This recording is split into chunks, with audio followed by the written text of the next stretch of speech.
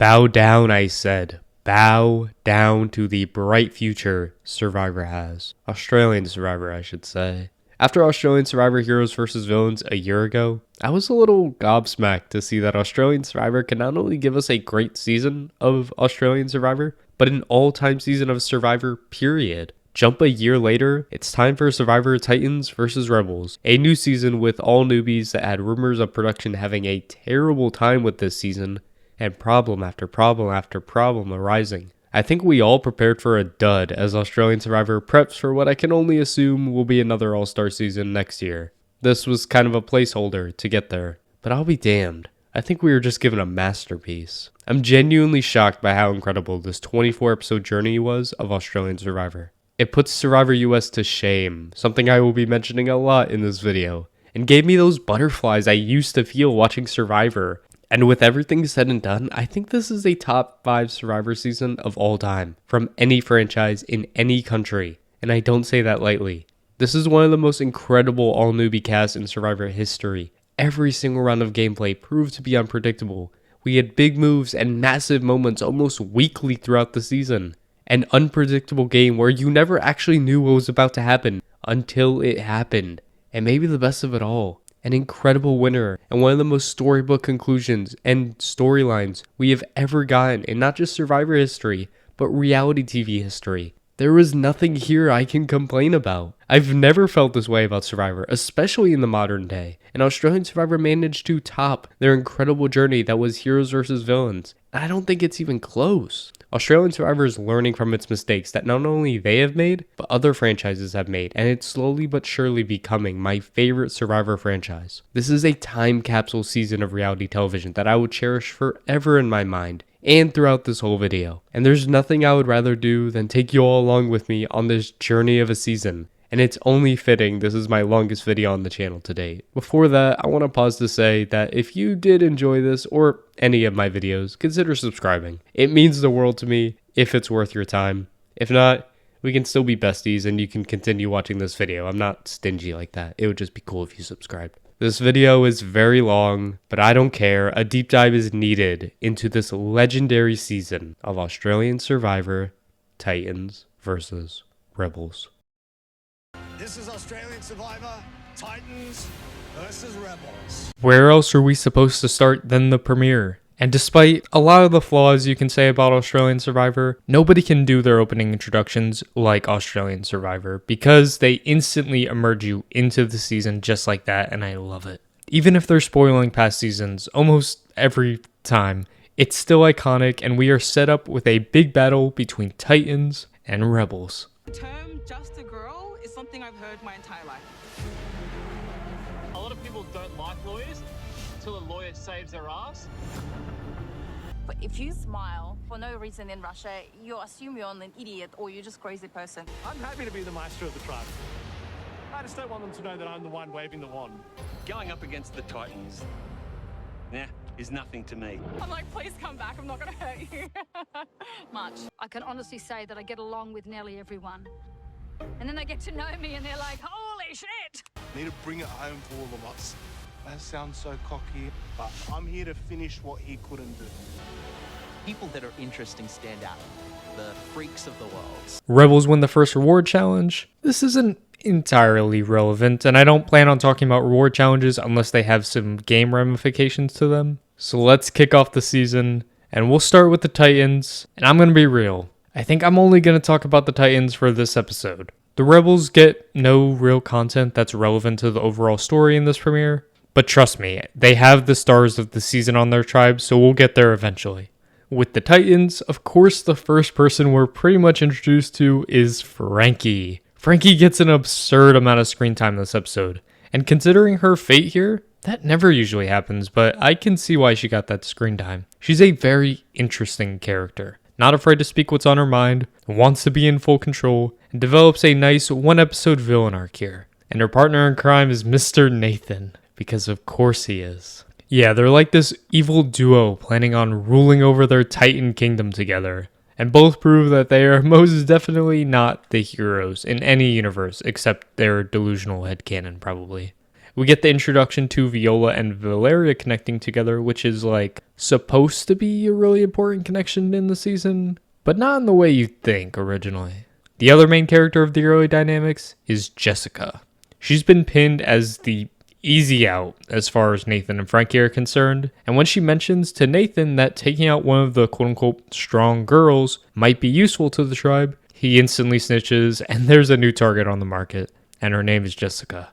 Pair that with the rebels winning immunity, Jess is pretty screwed here, you'd imagine. I mean, it's not like anybody else on the tribe has a mind of their own. Australian Survivor loves having the big, strong alpha people dominate the early game. It happens every time.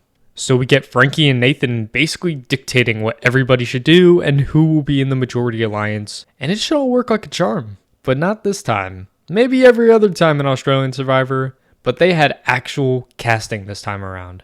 People applied. We didn't get 24 recruits on the season. We got actual fans of Survivor. And I think a big reason why this season, for a good chunk of it, was really strong was due to that reason. So that trend that we usually get of the weaker people being taken out early to ensure challenge strength isn't going to work anymore.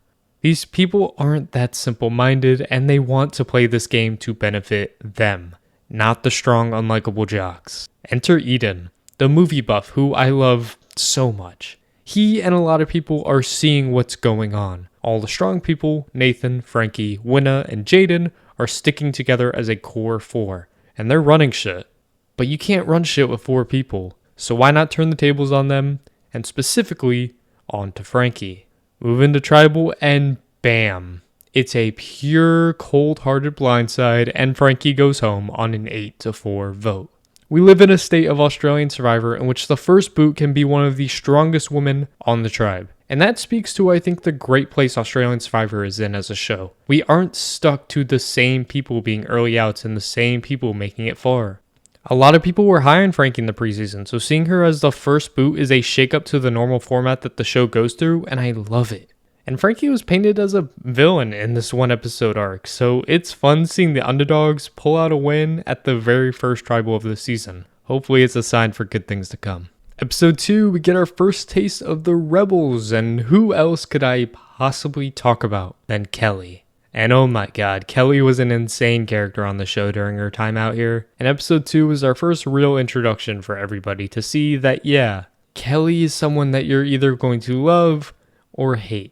And I don't think there's any in between. And yeah, I'm sorry to tell you, unfortunately, that's all I'm going to talk about for the Rebels for this episode 2. I promise you, the Rebels are going to get their time to shine over the Titans very soon. But these first 2 episodes were all Titans, and I need to break down these dynamics because it's a lot. To start, of course, we need to see what Nathan is doing, mourning the loss of Frankie in the most Nathan way possible. Yeah, I thought she's pretty hot. She's got a boyfriend, though. She wouldn't let me sleep near her. But he's kind of irrelevant now because he's on the bottom of this tribe with no true agency. The real power lies in the invisible hand, aka Eden and Mark, who are running things, but are able to appear as though they aren't thanks to Jess existing, who fully believes in all of her delusions. She's the one running the show, and she's the one that took out Frankie, which she is not afraid to tell people about. After Titans win reward, one of those rewards being bananas, we get our introduction to Winna, who nearly shatters his teeth biting into his banana because there is a clue to an idol inside of it. And I need to say this now, I adore Winna. He's one of my favorite characters on this cast, and I can't exactly point out as to why. He doesn't get much screen time, but it's maybe the way he talks or his attitude, which is so laid back and so nonchalant about everything. Like, he is a literal clue to an idol and is just like, yeah, I'll wait till tomorrow to go look for it. And yes, he does find the idol, but this man is a gem, and I'm so happy he's on this season because he gave me a laugh whenever I needed one. Whatever, Rebels win immunity again, so we got a good old Titans tribal, baby. Everything will surround Jess this episode. She thinks she's in the power position after the Frankie vote and wants to make a move onto Eden now. So she's off to the races, dropping Eden's name as the vote to go, which seems to go over well until Mark hears about that. The invisible hand isn't going to let go of each other that early. I know that's right. So he casually changes the vote onto Jess, which works exceptionally well until Eden gets involved. One thing about Eden this season, He's gonna be paranoid. True superfan nature. I can't blame him. I might do the exact same thing if I was in his shoes. But once he figures out Jess was dropping his name as a vote, he wants to make sure a split vote is in play just in case an idol gets played. Which is fine, but it's Jess. Come on. We don't need this super fortified plan to take Jess out. Tribal was really fun though, with Jess being way too open about where she feels she is on the tribe, declaring she's running things, and is the one responsible for throwing out Frankie and Eden's name. Now Jess, I don't know if you've seen the show before, but openly claiming to the entire tribe that you are running shit and getting your way does not give you allies, and I think she quickly realizes that when the split vote goes well, and Jess goes home in a 6-4 to 1 vote. I loved Nathan's faces this entire vote, it was so much fun. Jess, as a character, was fine. 2 episodes was about all I could handle of her. She wasn't the greatest player, but made for a fun 2-episode downfall in the process. Alright, I'll talk about the rebels now. You happy? Damn. But first, I will have to mention the middle-aged Mafia is an alliance now on the Titans tribe with Eden, Mark, Carolyn, and Kitty. Basically the group that's now running the Titans and will be relevant much later on. Alright, cool. It's Rebels time. There's a power majority, and you never would have guessed it. The 4 strong/hot people in the tribe that don't know that 4 is not a majority of 12 think they are running shit. That group is Peta, Alex, Tobias, and Sarah, who have been called the Cuddle Group, name coined by Kirby, who finally comes alive in episode 3 and basically undermines everything the Cuddle Group is doing, where despite being recruited to join their side, is adamant on playing both sides so she is safe no matter what and who takes over this tribe. Speaking of the Cuddle Group, this is Peta's big spike in content as she, kinda like Frankie, is ready to run shit on this tribe, and has her meathead right-hand man by her side, this time replacing Nathan with Alex. They're flirty or whatever because they're hot, so yeah, but Peta casually finds an idol? Like, okay, Peta, go off a little bit. She's kind of doing her damn thing. You know what I'm thinking? Easily throw it. It's definitely don't. I mean the challenge. No. Oh no. Is the Cuddle Group talking about throwing the immunity challenge? That's not... Oh man. Well, they were doing well. I don't know how they got that overconfident. Yeah, it was embarrassing to watch somebody like Tobias or Peta so obviously throw the challenge for the Rebels. And then it was almost even more embarrassing watching the Titans nearly lose their massive lead. But thank God they figure it out at the end and win immunity, setting everything up for the Cuddle Group and their strong 4-person minority alliance to dominate this tribe, I'm sure. Yeah, no, these people are a joke and are even more unlikable to me than Frankie and Nathan were. So it's extremely satisfying when the exact same thing happens on this tribe that happened on the Titans tribe. A minority alliance of 4 strong/hot people think they're running the tribe, but the 8 underlings clearly see what the 4 are doing and flip the entire vote on them. Actually iconic and really poetic to cap off this first week. Thanks to King Garrick for realizing the Cuddle Alliance through the challenge, and Kirby being our narrator the whole time. The target of the outsiders is Peta. But Kirby isn't done just yet. What makes Kirby such a fascinating character on this season for me is how aggressive she is strategically. She never wants to do the simple thing. She always needs to take it a step further to make sure she benefits the most from whatever move is made, and has the social pull to be able to pull all of it off, even if it's not the best move. Like this move here, where she wants herself and Rihanna to vote with the Cuddle Alliance, so that they still think she's on their side, when in actuality, she was the one controlling the vote going after Peta. Which is not a great move. It's gonna make you look shady to everybody at the first opportunity where you can show your trust. But it's Kirby, so it somehow doesn't instantly blow up in her face. We get to Tribal. I enjoy Ferris, who I'm shocked this is the first time I'm mentioning his name because he's such a massive character on the season. But his chaotic nature and this tribal just makes him instantly fascinating, and with Peta not playing her idol, she and the Cuddle Alliance is completely blindsided in a 6-3 vote. And thank God, because Peta came off very entitled and pretty annoying, where I think Frankie was playing up being the villain and owning that. I think Peta genuinely thought she was the hero or the quote-unquote good guys in the scenario, where she basically was discrediting everybody that she didn't view as a threat in the games. And so for that, I'm glad she went home early. It's so very satisfying to watch her entire game burned to the ground in one episode. Throwing the challenge and getting blindsided with an idol in her pocket, it doesn't get much better than that. And then seeing big characters like Kirby and Ferris rise to the top, I'm liking the way this thing is going. Also, we need some Eileen content soon because this voting confessional by her was iconic. This isn't Barbie Land. This is Survivor. Episode 4. To be honest, in this tribe, there are so many big personalities. Oh my god, it's Christmas. We're getting Eileen content. Let's go. I will forever be an Eileen stan. And on top of that, we get more time with the rebels. Yay! And a lot of it has to do with this fucking box thing that Ferris finds. Just a good old box. No idea what it's for, but it most definitely exists. So what do we think about those keys, eh? 3 keys. Okay, yep, that makes a lot more sense now. Anyways, obviously, Ferris will grab his closest allies, take them to the box, open the box, and finds an idol. Ba-boom! And a key for the other tribe. Basically, he gets to give this to anybody he wants so they can open their box on their tribe and get an idol as well. But the key kind of becomes irrelevant, so whatever. What is relevant is when literally the worst possible people walk up on him mid-celebration. So he has to play it off that there is no idol and it's just a key that he has to give to the other tribe. But there's still some suspicion on old Ferris that he's lying to everybody right now. And at that point, you can't really blame Ferris. I mean, what else is he supposed to do in this moment? There isn't much. Yeah, Titans win immunity again. More Eileen content! She comes up with a foolproof plan and wants to take control. A split vote between Alex and Tobias that can't possibly go wrong under any circumstances. Come here, Kelly. Okay, what's the plan? There's no foreshadowing here. No, I'm serious. No foreshadowing. Go away. I said nothing can possibly go wrong. Even with Alex wanting to get Ferris out, I promise you, nothing will go wrong.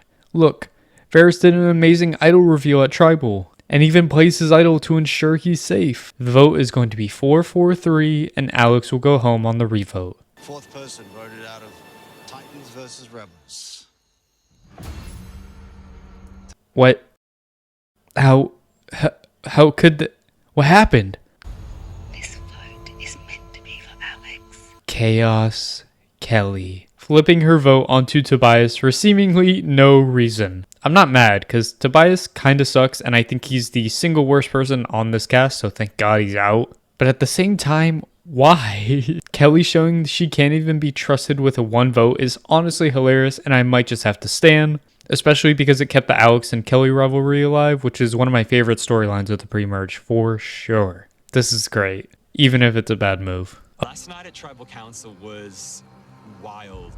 Oh shit, Scott content too? I don't know why, but some of my favorite parts of Australian Survivor is getting way too hyped up about the players who have no confessionals getting their first confessional like an absurd amount of episodes into the season. It feels like a grand achievement that needs to be celebrated. So good for you, Scott. We get our first bit of relevant Titans content, which surrounds Mark, who has kind of become a main character on the Titans, along with Valeria, who's obviously close with Viola. Those three are a tight alliance to the point where Mark is much closer with them than he even is to the middle-aged mafia, and even the Invisible Hand. That'll be pretty juicy in future episodes, especially when the two Vs don't exactly like Caroline and Kitty, two prime members of the middle-aged mafia, so we could get some good rivalries coming that I'm sure won't be dragged out for way too many episodes. That can't happen. Yeah. Can we talk about Kelly now? First of all, we can all start with Kelly giving the strangest apology to Sarah for voting off her cuddle buddy. Also, her cuddle buddy that's like 20 years older than her, by the way. I need that to be known because that's a little odd. And then we see that the entire reason Kelly voted out Tobias over Alex is because she thinks she can still work with Alex. Only for him to still hate Kelly. It's actively hilarious. Immunity challenge. Kelly kind of sucks at it and the Titans win immunity. And I would love to talk about all the dynamics that happen at camp. There are two sides clearly forming on the Rebels. One is spearheaded by Kirby and one is spearheaded by Ferris, quickly turning on each other, with Scott and Eileen in the middle, basically deciding what is about to happen. Unfortunately, none of that interesting stuff matters. Tonight is a little bit different. Oh, JLP. I love and hate when you say those words. Pretty much, instead of voting somebody out, the Rebels will be sending somebody to the Titans to sabotage. If they get the Titans to lose immunity, they will go back to the Rebels that night. If they fail, they will be stuck on the Titans for good. Yeah, there's no way Kirby is allowing Ferris to go over to the Titans to build bonds and use that key to get himself an idol. That's not happening. The easy name to say is Kelly because she sucks at immunity, is chaotic as hell, and everyone gets a break from her for a few days. Yeah, I don't know why everyone else was whispering. I want to make it perfectly known that Kel's gonna do great. Yeah, Kelly's unanimously sent over to the Titans, and I'm ready for some chaos. Surprise! Yeah, this is gonna be worth the price of admission. Overall, the episode's not amazing. I do love that this is the first start of the Kirby and Ferris dynamic, and I'm actually glad that it was halted and we didn't get the conclusion to that right away, because these two were amazing and stars of the season later on. So imagine one of them going home in episode 5. That would have been tragic. So I'm really glad that didn't happen, and we get to watch them fight again some other time. Here we go. Episode 6 was a pretty fun time as a build-up episode to the monster we're about to witness afterwards. Scott officially picks his side and is all in with Kirby, telling her and Rihanna that Ferris' side was about to blindside Rihanna on the last vote before the whole non-elimination thingy. By the way, I didn't care to explain what was actually happening on the dynamics between Ferris and Kirby because the vote never went through. But yeah, they were going to vote out Rihanna. On the Titan side, Mark finds the treasure chest and just casually breaks into it to get the idol. What? Why was the key there if it wasn't needed? And it's just like, okay, then I guess go off. I don't really care. He then tells the two Vs about his idol, and that's about it. Speaking of idols, though, Ferris finds another idol because he's just that damn good, but decides he's going to tell people he has an idol to cause paranoia. And I actually don't hate the strategy. The fear of having to deal with this idol will always give him implicit immunity for the short term. They will have to split the vote if they want him out, or just not vote for him at all in fear of him playing the idol. And he never does officially confirm if he has the idol by showing people, which adds so many layers on top of that. And it's chaos. And Ferris loves some chaos, so I kind of agree with this move, especially if he wants to make it to the merge. Oh my god, Kelly is an absolute gem. She has one goal. Just one goal. Make sure the Titans lose the challenge and she goes back to her tribe. So she volunteers to sit out. I can't handle this. She's an absolute icon. Luckily for her, the Rebels still win immunity, but holy shit, she almost blew that so bad and I would have been laughing the whole time. And look at us, we're finally back to the Titans. What a time. We get the grand reveal of our villain of the Titans tribe, and it's Caroline. Her big burst onto the scene, and she is ready to control everything and everyone. And her first target is Nathan, because he eats too damn much, which is kind of a mood I might have to stay in. It turns into a split vote, and blah blah blah. It's all kind of boring until Mark and Viola start to talk. And they think about turning the tides onto someone else. That someone else being Caroline. And when Viola started going to all the big guys talking about the plan, I thought this was genuinely happening. It just made too much sense. Caroline gets a visibility spike and then gets taken out right away. It made way too much sense, especially when the other vote is Nathan, and I feel like Nathan was being set up for some longevity in the game. So it was about to be a Caroline blindside, and I was about to be here for it. We go to Tribal. Kelly goes back to the Rebels. I think nothing else of the tribal dynamics, and even to the point of the votes being read, I'm convinced Caroline is about to be blindsided. Fifth person voted out of Titans versus Rebels. Nathan. Well, damn. Honestly, I'm not mad that Nathan went out here, especially with the dynamics Caroline gives us much later into the season. In theory, this vote was the standard, the obvious, but the way they made it, they tricked me into thinking that another plan was about to happen, which made the episode and the vote out much more fun than it might have been on paper. So that's exciting. Also, Nathan had no hope in the game. He either goes now or gets taken out early in the merge for being a big and strong threat. And he seemed pretty shallow. I doubt we're going to be missing much moving forward, especially with this cast and how chaotic they have proven to be just 6 episodes in, and become much more chaotic very soon. Oh yeah, this is the week. I'm sure most of you know Australian Survivor releases 3 episodes a week, all on back-to-back days, and this was week 3 of 8, aka episodes 7 through 9. And these 3 episodes were all absolutely insane and had really fun moments the entire time. The absolute peak of the pre-merge by far to me. And it starts with Kelly, because of course it does. She's back on the Rebels tribe and talks about how she orchestrated this vote on to take out Nathan, which is completely delusional because if it's a unanimous vote and everyone's in on it, I promise you did not orchestrate it, but whatever. What makes it funnier though is that the entire tribe asks about the dynamics of what was going on and she just chooses to not say much of anything. So she looks like a liar who knows nothing about anything, or she looks like a liar who is withholding information about the Titans tribe. It's terrible gameplay, but it's really funny because it's Kelly. But that's gonna have to wait because it is time to drop your buffs. It's a swap, baby.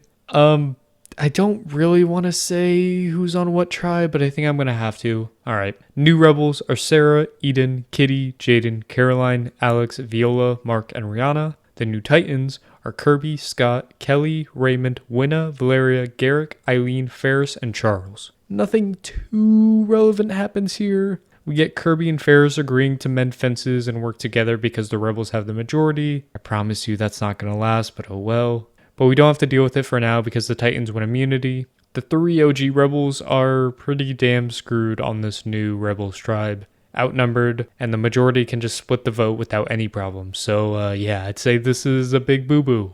Enter Viola, one of the most prominent members of the cast going into the season, and my personal winner pick, becomes pretty invisible and stationed as Valeria's partner in crime. But Valeria is the one getting all the content for this duo. But Viola is alone and finally present and really wants to take Caroline out. So she brings this idea to Mark about potentially blindsiding Caroline. But Mark stops that plan dead in its tracks. It's kinda too late though because Caroline overheard the conversation and now we got a mess on our hands. And I don't blame Caroline at all for turning this vote around, bringing in Rihanna and Sarah and target Viola for a blindside. Because that trio of Mark, Viola, and Valeria were going to take out Caroline the second they had the chance. It was only a matter of time, and in later episodes, it proves to be true. So she took her shot first, and that's exactly what goes down at Tribal. Smoke and mirrors lead to a blindside of Viola in a 6-2 to 1 vote. And I kinda hate the internet sometimes, because people were hating on Caroline after this vote. For what? For what?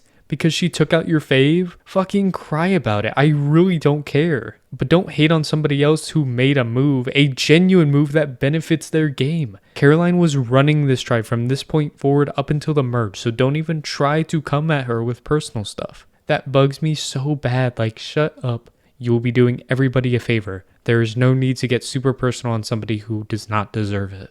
And Viola kind of existed. For being the biggest presence on the preseason promos, to have such a quiet run and be out 6 is a shock. But I don't know what Viola was going to bring, only because she was barely shown. I think she's the more likable duo between her and Valeria, because I'm going to get to my thoughts on Valeria, but there wasn't anything substantial, so it's a big blindside on seemingly a big character, but someone who just wasn't shown enough in the edit for some reason, and that's that. But the week has started off really strong, so I can't complain. Episode 8, all things considered, was my favorite episode of the week because of how unfathomable it is. Like, jaw-dropping decisions made by the minute. And we'll start where last episode left off with Mark being pissed and burnt from being left out of the vote, which is very valid. But also, if they told him, he would have played his idol for Viola and Caroline or Kitty would have been voted out. I almost guarantee it. But again, this rivalry between Mark's side and Caroline's side is just getting started here. The only relevant thing that happens before we have immunity is the reactions to seeing Viola get taken out, especially Valeria, who is shocked, angry, confused, and that becomes her only story arc for the foreseeable future. But trust me, she'll continue to remind us about it. I say this now so I don't have to mention it every time Valeria vows to get revenge on whoever took out Viola. It gets very tiring, and honestly, doesn't matter in the long run or in the short term because Titans win immunity again. So the dysfunctional tribe gets to go right back to Tribal. Yay. The initial play is for the OG Titan majority to actually come back together, split the vote between Rihanna and Sarah, and call it a day. But Mark is right to use this split vote to take the Rebels together and vote out Kitty. Wait, Kitty? Who is Kitty? Which I know was just a load of BS. Oh my god, Kitty! Oh, Kitty confessional. We got a Kitty confessional.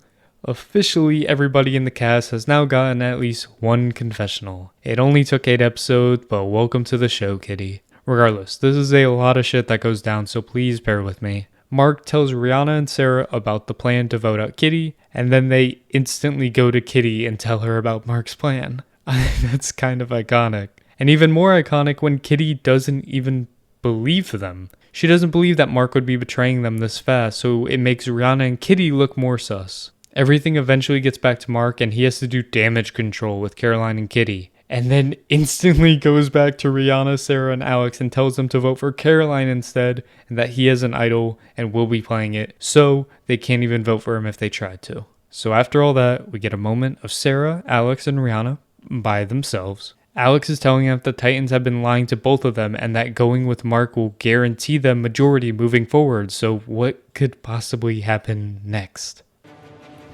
I need to go have chats.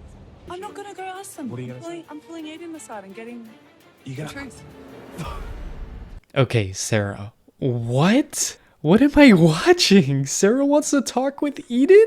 She wouldn't possibly throw Alex under the bus just instantaneously like that. She's worried that it's split and tearing red. That's what Alex told me.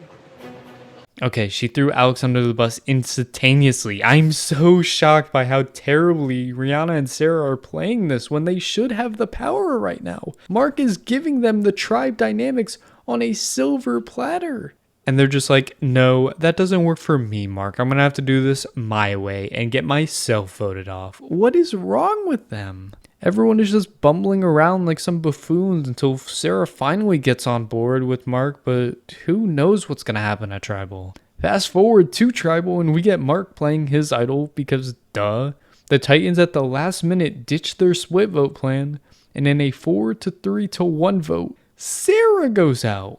All because Rihanna still voted for Mark. You cannot be serious. That is a masterclass on how not to play Survivor in one round. Oh my god. Genuinely watching this all play out where Alex, Mr. hasn't voted correctly once in this game. Looks like the rational person between him, Rihanna, and Sarah is hilarious. And I don't think any outcome other than this one where Sarah gets voted out would have been nearly as satisfying. I adored this episode because you have no idea what was about to happen or who was going to mess up what until the final vote. And that is great television. The season is delivering on all aspects, and I feel like we're just getting started. Only a third of the way through the season. I'm so excited to see what's to come. Episode 9 feels like the end of a trilogy of episodes we've all had in a row, and I wouldn't want to end it any other way than a good old Ferris versus Kirby battle. But we got some things to get to before we move to that. The main headline being Mark. More screwed than he ever was before. He lost an idol, didn't get his way, and actively betrayed Caroline and Kitty after they were willing to bring him back into the fold. An all-time fumble, but I can't even fully blame him because of how incompetent some of the people he was trying to work with were. On the other side, there is a big war brewing, and the dynamics are shaping up so that the Titan Minority 3 are actually in the swing position between Ferris and Kirby's side, controlling who will have the power moving forward. The Rebels win immunity, and we're about to find out where these three are going real fast. There are so many perspectives you could look at this vote from, and all of them will be entertaining and chaotic. Eileen so desperately just wants the Rebels to work together on this one vote. Just one vote, but you can clearly tell that's just not gonna happen.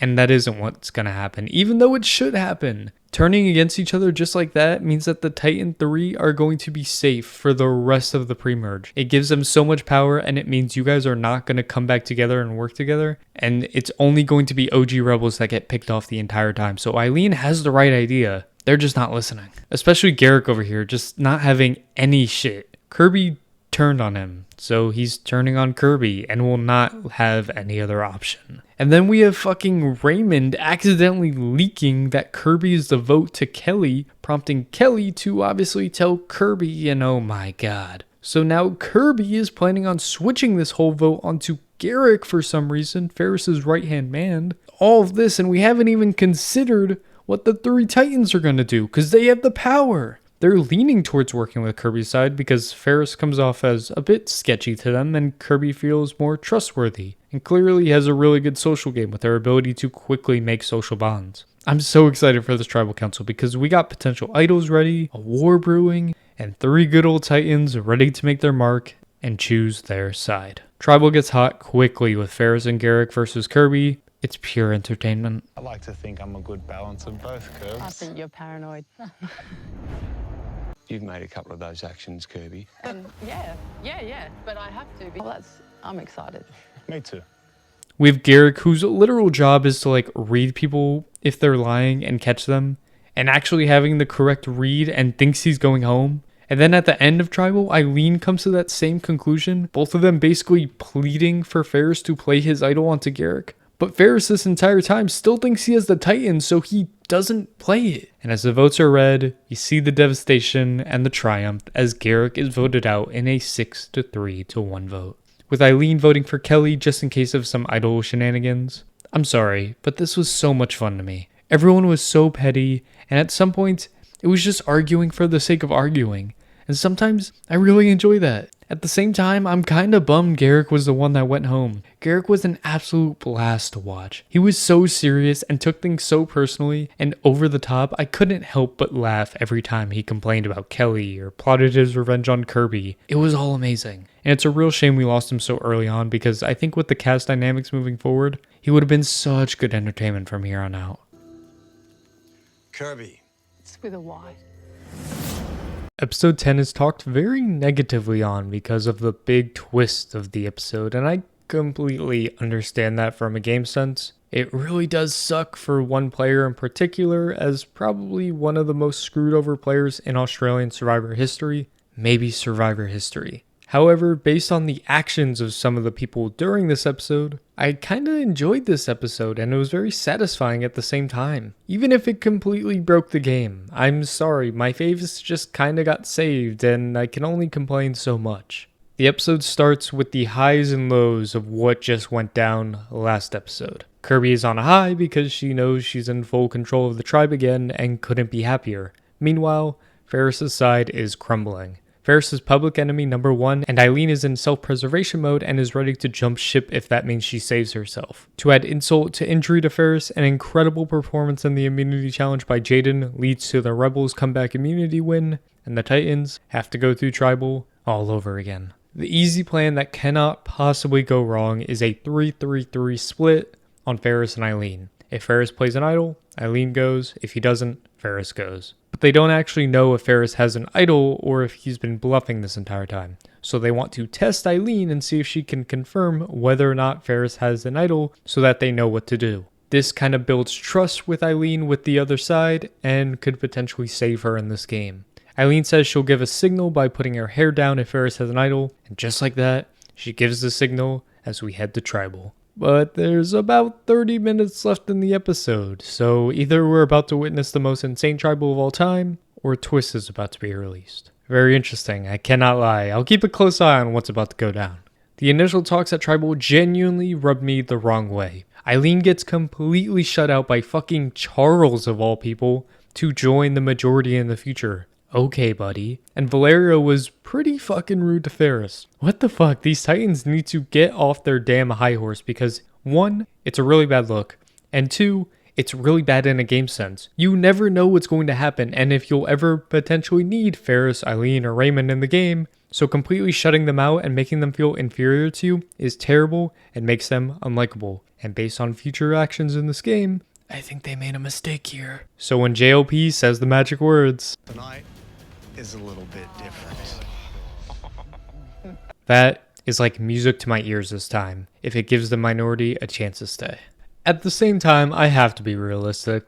This is a stupid, stupid twist. Everybody will be competing in a challenge, and the first 3 people to finish the challenge will earn their right to vote. The only people who will vote. Who do you think you are, Survivor US? I don't want to hear earn and vote in the same sentence ever again, please. So now that means everybody else is vulnerable and cannot vote. It's a load of bullshit and very similar to the twist they had in Brain vs. Brawn. It's just dumb and takes away so much agency and can completely screw over somebody who was initially in a really good spot, which is exactly what happens. Eileen, Kirby, and Ferris are the winners of the challenge, and the tables have turned with Ferris and Eileen now in the majority. And the last ditch effort the OG Titans can do is have Winna try and get the votes onto him so that he plays an idol for himself and they can still get out Raymond. So Winna hilariously throws himself completely under the bus, laughably so, and I kinda stand him for this. And despite Kirby telling him to play the idol on Charles, he plays the idol on himself and can only hope to see what happens. First vote. Winner does not count. Charles.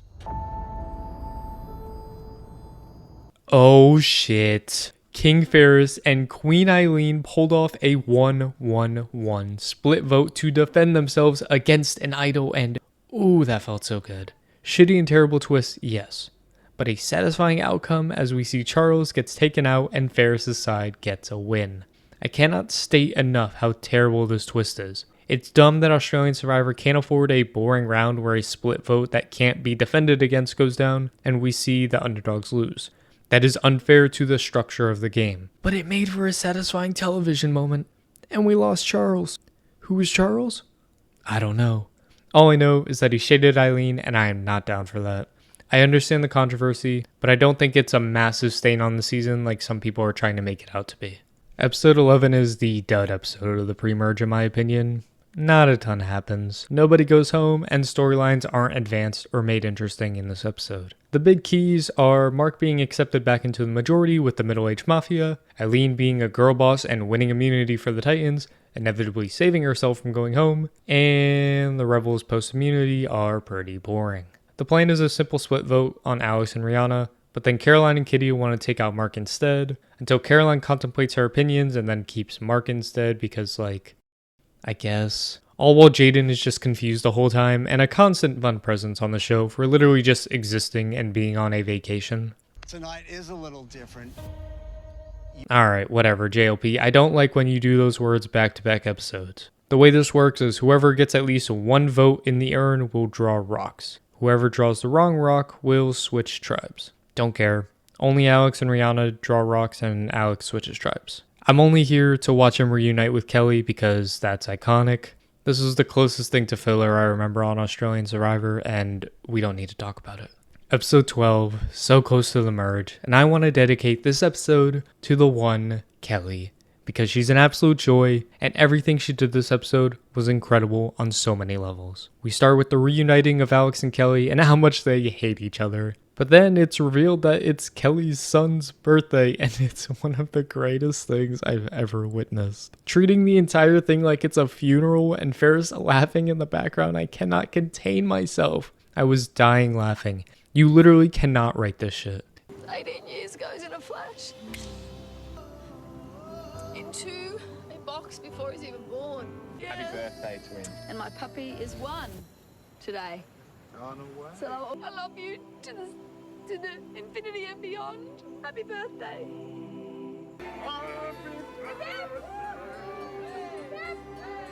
Kelly even involves herself with the game talk we get with Kirby and the group wanting to get rid of Raymond to weaken Ferris, and Kelly is not down for that. Which, I don't want to joke about because there are points where we can laugh and joke about Kelly being a great television character. But other times, people, especially those in her alliance, are being extremely condescending, and I was not okay with that. Especially from Valeria. This was the point where I kind of realized I don't really like Valeria. And I think the way that she acts and treats people is uncomfortable and not something I'm okay with at points. Especially with Kelly and Ferris in the future.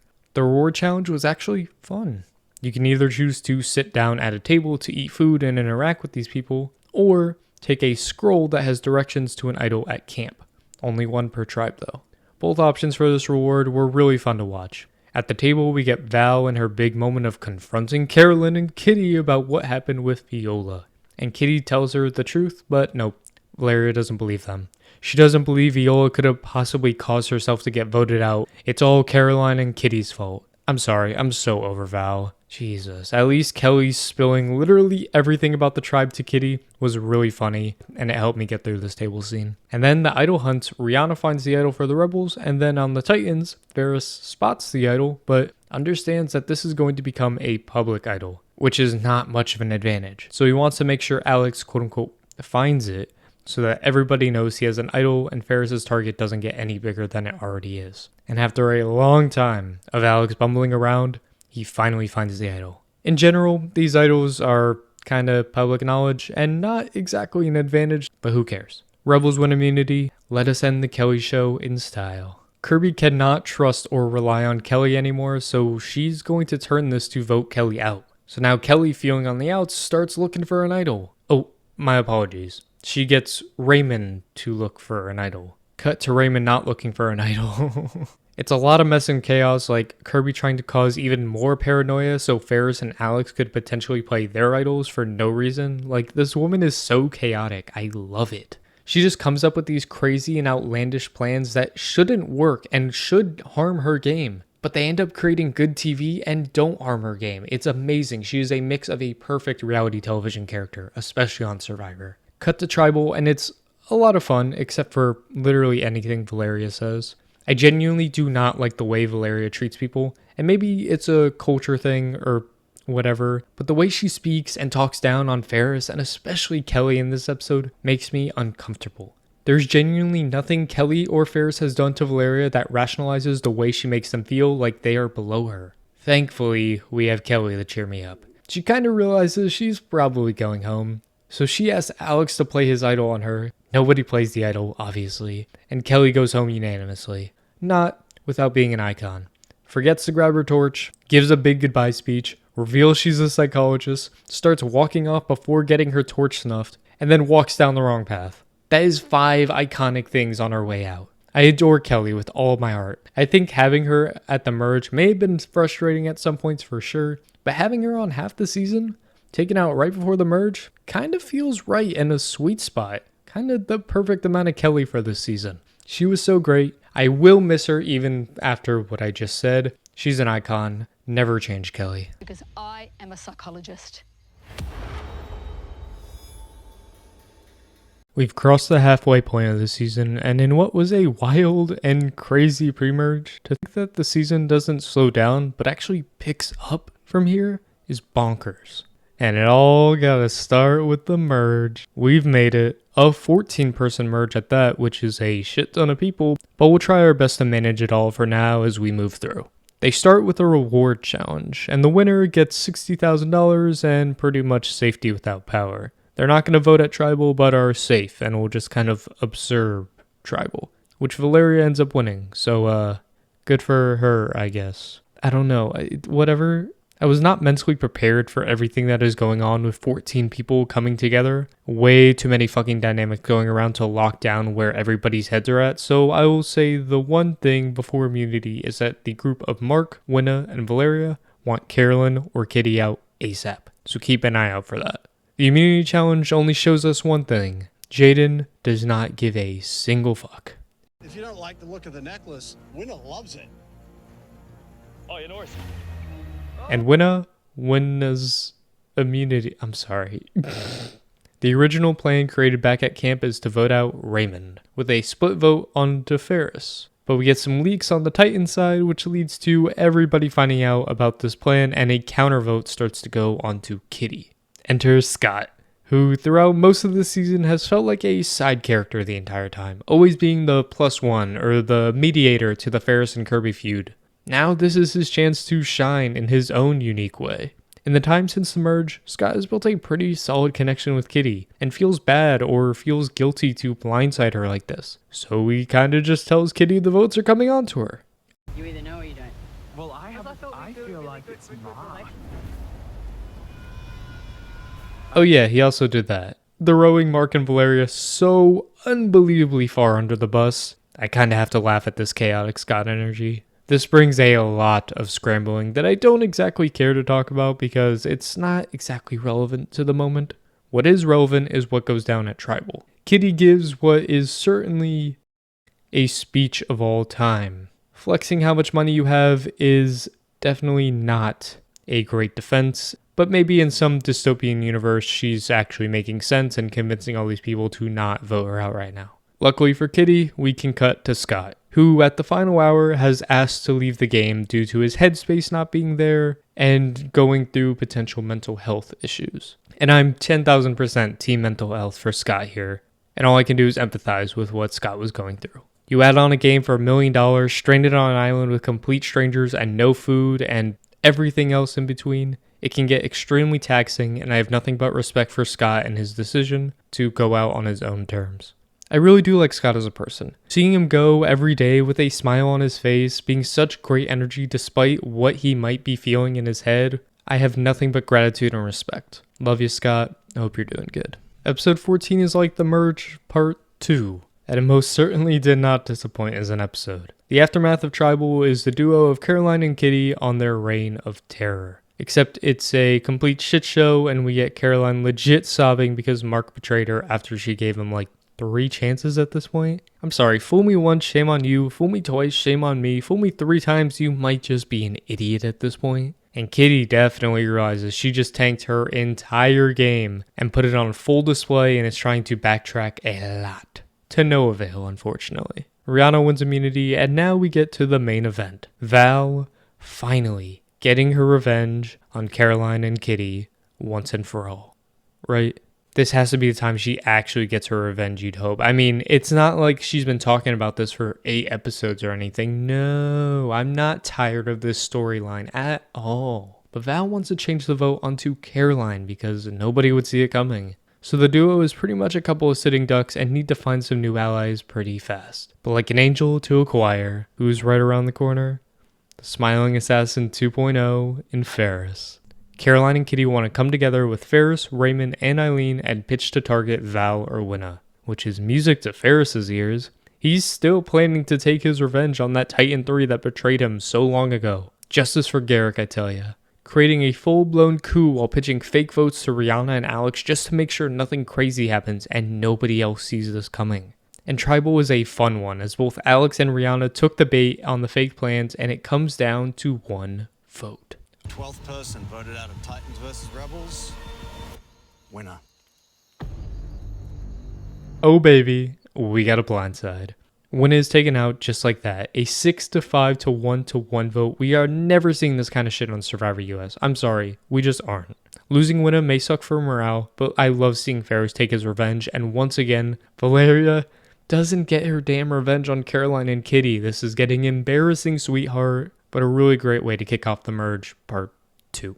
Now, not to be dramatic, but I think episode 15 of Australian Survivor, Titans vs. Rebels, is one of my favorite episodes of Australian Survivor ever. Maybe one of my favorite episodes of Survivor, period, in quite some time. I think the storytelling is fantastic, something we never see done well in Australian Survivor. And all of it, for a 1-episode build-up and downfall, was fantastic from beginning to end. We start out with the most complicated relationship on the entire season, Caroline, Mark, and Valeria. Caroline is once again completely over Mark and Val's shit. She's given them so many chances, and time again they completely take advantage of her trust and just try to blindside her. Like, girl, this has happened 4 times now. Can you just learn? They will backstab you at some point. The answer, I think, unfortunately, is no, because insert Eden, who wants to bring all the OG Titans back together again, which is a bold idea considering 66% of this group has insane tension with each other, and the other 2 members are Eden and Jaden, who are Eden and Jaden. Speaking of Jaden, I want to take note, Eden wants to take Jaden under his wing from now on, mold him into a good ally to have by his side. Building him up, giving him the little schooling lessons. Forget Alex is the maths teacher. Eden's the survivor teacher out here. Ooh, the foreshadowing is strong with this one. At the reward challenge, Mark wins a brand new car, as well as a barbecue, in which he brings Valeria, Kitty, and Caroline with him. Such an interesting choice. I'm ready for the drama this will cause. Imagine having to go to a barbecue with Caroline and Valeria. Mark is very clear with his intentions by choosing these 3 women. He wants all the Titans to come back together, otherwise they're going to become sitting ducks if they continue to work against each other. And he's not wrong at all. The Rebel side will absolutely take advantage of them going against each other, and the Titans' numbers will be smushed until basically nothing is left. And none of them have a shot to win this game. But Caroline is still hurt by the things Valeria said about her, especially at Last Tribal, which I didn't mention in the last episode, but she called her weak and said she doesn't deserve to be here. Yeah, that sounds like Valeria. But the ladies try their best and mend their fences for the time being in order to help their games in the long term. Now we get some more Jaden with a training montage. This tribe is underestimating me 150 million%. I'm going to avenge winner. It's a nice little hint to the viewers that Jaden, he's still here. He still feels burned that Winna left, and he will not forget who betrayed him in order to avenge Winna. That is also what we call foreshadowing. At the immunity challenge, Jaden so easily wins immunity, and we're off to the races. A good old-fashioned Titans versus Rebels battle. A lot happened here. The OG Titans plan from the start all the way up until the vote is Raymond, one of Ferris's soldiers. All while Eden plans on planting seeds to trick the rebels so they don't all vote together, giving them this fake split vote plan bullshit. But Ferris and Kirby are a little smarter than that. Ferris feels something a little fishy going on and wants to test the water to see if people are lying to him about what's actually going on here. And once we reach Tribal, Kirby calls out there's a shift that happens with the Titans, and the rebels come together and switch their vote at the very last second onto Eden. Rihanna plays her public idol for herself, honestly just to get rid of it. And after the votes are read, we have a 6-6 tie between Eden and Raymond. So we get a revote coming, and we might just have a rock draw on our hands. Are you shitting me? 13th person voted out of Titans versus Rebels. Eden. What? Somebody flipped and Eden got taken out. This one's for winner, lad. Survivor is a beautiful game sometimes. Because what do you mean we started the episode with Eden wanting to train Jaden to start playing this game, and by the end of the episode, Jaden is the sole reason this vote doesn't go to Rox, when he is the person with the immunity necklace and takes out Eden so he can get his revenge for Winna? I'm gobsmacked, and it's kind of iconic. This is also where the Shannon, Gus, and Jaden feud come out online, and it's an icky situation. Note, I am Team Shannon till I die. I don't care what anybody says. Shannon didn't say anything bad enough to get death threats thrown at her, and that's that. Unfortunately, I do know death threats were thrown both ways, insults were thrown both ways, and I just wish it was nothing to begin with. I don't think the situation should have climbed to these extremes. It's an unfortunate situation. I don't hate Jaden as a person, not even a little bit. I don't even dislike him. I thought he was great on this season, and he's not even out yet. But the move isn't exactly ideal. I think it was for TV, and I'm here for good TV. But good game move? No. He looks pretty shady. He flipped on the people he's been working with most of this season. And I know he didn't do this to avoid Rox because he has immunity. There's no fear there. He should be the only person who isn't scared of going to Rox. And I'm not sure which one is better. I think for storytelling purposes, Jaden being the one to flip and then giving that iconic voting confessional is great television. But also, I love me a good rock, and who knows what happens at that point. Especially because Eden didn't make the jury, and that sucks. Losing somebody who I adored is crushing. But he was a big presence this season, and so much fun from episode 1 to his eventual demise by Jaden. I think he could be primed up for a return next time Australian Survivor does a returnee season, which does happen a good bit. This episode was amazing from top to bottom. I've been bamboozled.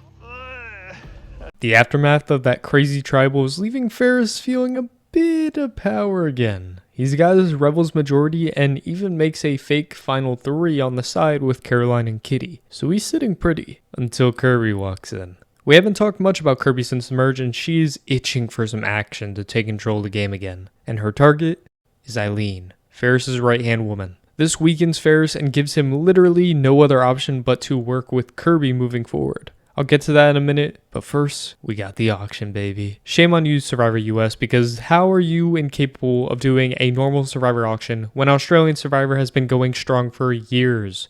These buffoons, I tell ya, buffoons. And can I say, look at that pizza. A Survivor pizza that kind of looks good as hell. I never thought I'd see the day. But the big thing to talk about is our boy Raymond. He spent $400 on this tub of popcorn, but ended up finding a piece of paper inside. An advantage called the ultimate vote, and Raymond is finally back on our television screens. If everybody on the cast votes for you at tribal and you play this advantage, every single one of those votes will be nullified and the person you vote for will go home. If even one person doesn't vote for you, the advantage is useless. This advantage is so terrible.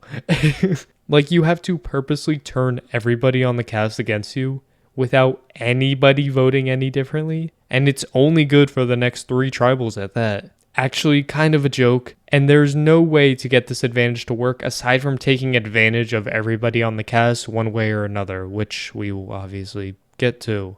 I was floored at the outcome of this advantage in the future, considering on paper, this is so dumb. Why would you even potentially risk doing something like this? But I guess Raymond's built different, but that's for future beans. Raymond immediately does tell Ferris about this advantage, so that's somebody who can help him out in the future to get this advantage to actually work. I think game talk the rest of the episode is not necessary because it becomes pretty obvious what is happening and who's going home. It feels more like a slow-moving car accident than a fluid and dynamic vote-off. The sum of it is to get the 4 Titans on board to vote Eileen, and then Kirby, Rihanna, and Jaden will jump ship to vote with them.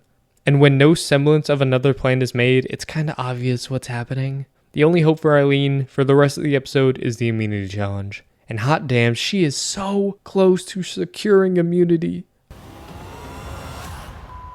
And 2 of them dropped. Oh my god, that was so incredibly heartbreaking to watch. That was her shot, and she lost by a literal foot. And Kitty wins immunity instead. Yeah, the rest of the episode is predictable and simple. Aside from Caroline being paranoid the entire time, the plan goes off without a hitch because the Titans are obviously going to go along with the plan given to them. Otherwise, they get voted out. Like, duh. There's no cliffhanger, and Eileen is unfortunately blindsided and voted out. But she's the first member of the jury, and I couldn't be happier for her. It really does suck for Eileen to be so likable and such a good strategic presence and get shunned to very little screen time. She was a strategic powerhouse and always seemed to have her finger on the pulse of the game from the jump. Every vote except for her own blindside. She could have gotten so much more screen time and been so much more fun, and I still adore Eileen, love her on Twitter, and I'm so happy she got to live out her dream. And now she gets the service looks as the queen of Ponderosa. But good on Kirby though. Her plan went off perfectly, and she is a big player in this game. No more winch.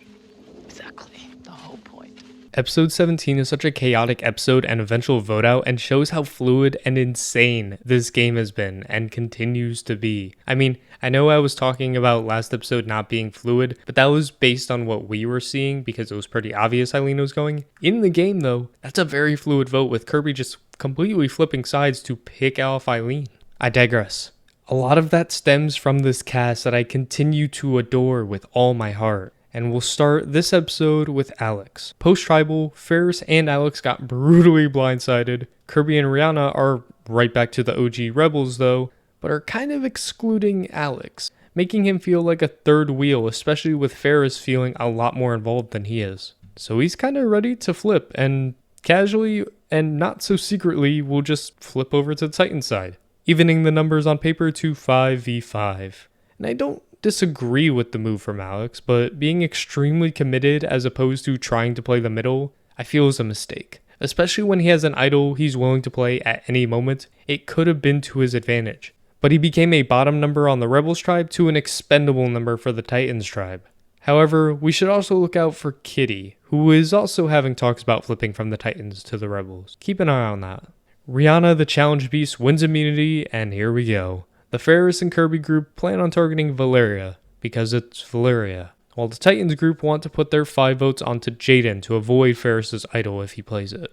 But when Kitty goes and immediately spills the Titans' entire plan to Rihanna, she's for real about flipping. And I don't hate this from Kitty. I think she's kinda drawing dead after her merge tribal fiasco and exposing she makes a shit ton of money. So her only opportunity is to be a big player and make moves that separate her from Caroline. So I don't hate the flip. And she still has a strong enough relationship with Caroline that she isn't fully committed to one side or the other, unlike Alex. This is basically her only shot. Right before we go to tribal, we get an unexpected revelation. Raymond has popped out of nowhere and is kind of talking with Alex about potentially making a move, wanting to add agency to his resume that separates himself from Ferris, asking if he can vote with the Titans as long as the vote isn't Ferris. So, like, what the hell? We got flippers everywhere this tribe. Tribal was so much fun, like so much fun. We get Alex taking shots at Ferris and Kirby. Like, I love a petty himbo, and that is exactly what he is. It's a less iconic version of Simon from last season, but I still think he's been a great presence on this season by just being wrong with everything he does. Mark gets word that Raymond could be flippable and whispers to him about if he's willing to flip at Tribal. And Raymond leaks who his side is voting for, so what the fuck? Is he also serious about flipping?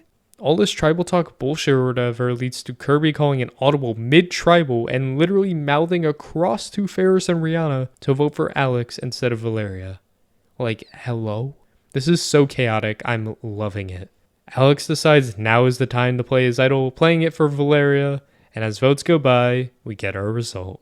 15th person voted out and second member of our jury, Jaden.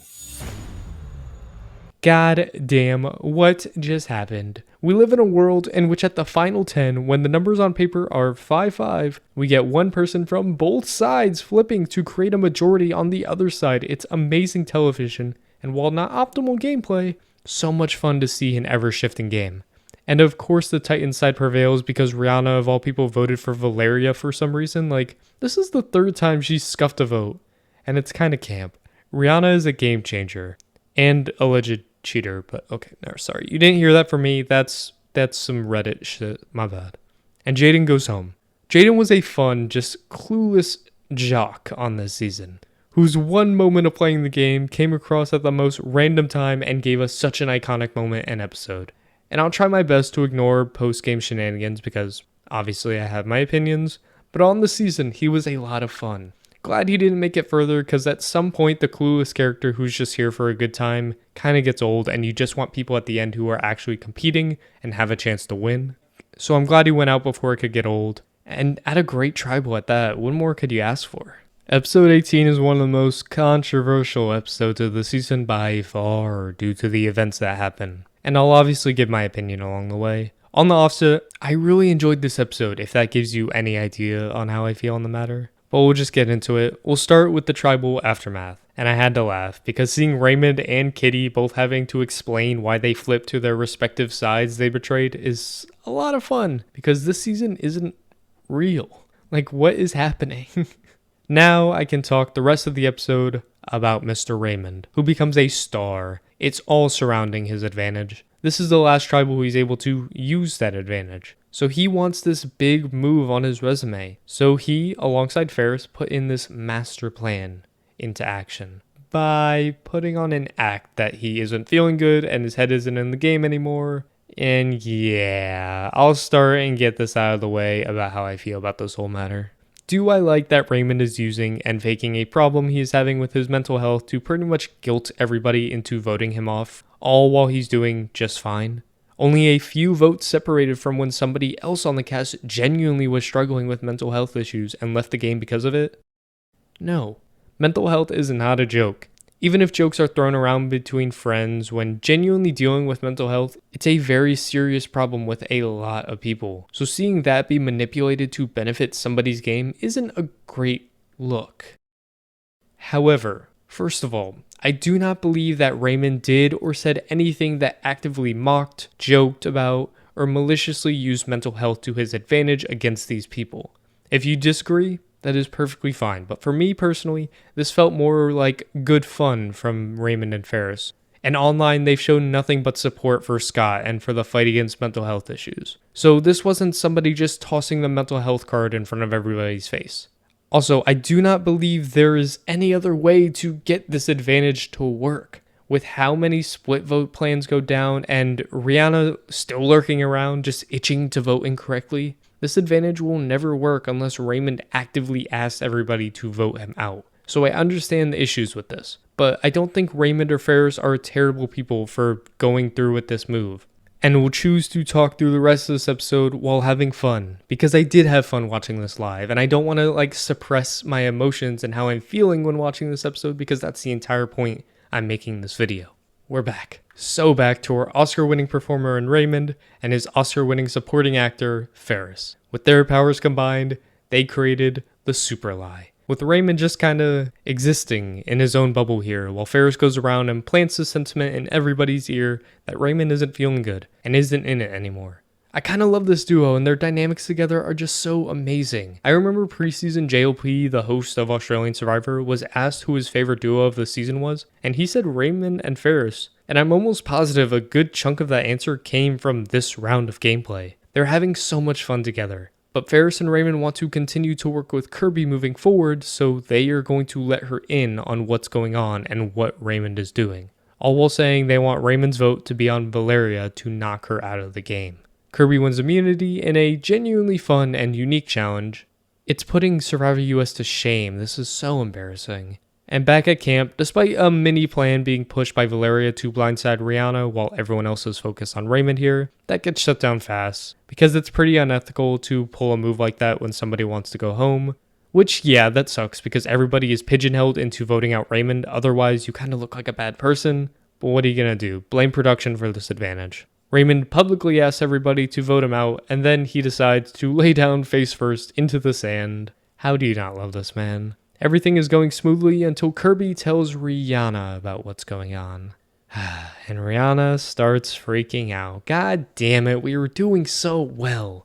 I'm sorry, I might just have to stand this woman for being such a bad player. I understand the concern of Raymond having the sole vote, but do you genuinely think that Raymond will be voting you out of everybody? Seriously, Rihanna? Whatever. We get the tribal, where I also had a lot of fun. First of all, Rihanna is so paranoid that Kirby decides to calm her down by trying so effortlessly and discreetly to hand Rihanna the immunity necklace. That shit was iconic. Like, she tried to slip that big ass necklace and Rihanna put it on like nothing happened. Obviously JLP has to call it out because he has to, but that was so good. And when we go to the vote, earlier in the episode, Ferris had asked everybody if it would be cool if everybody said something nice about Raymond when voting for him, and everyone fucking does it. Oh my god. And then Ferris goes up there and...